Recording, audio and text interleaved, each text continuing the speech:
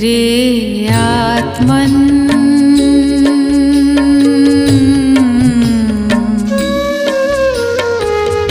निद्रा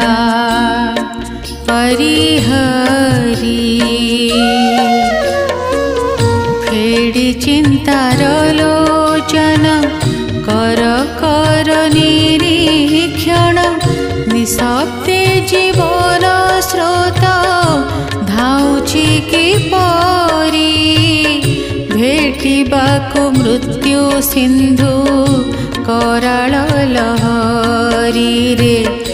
आत्मन्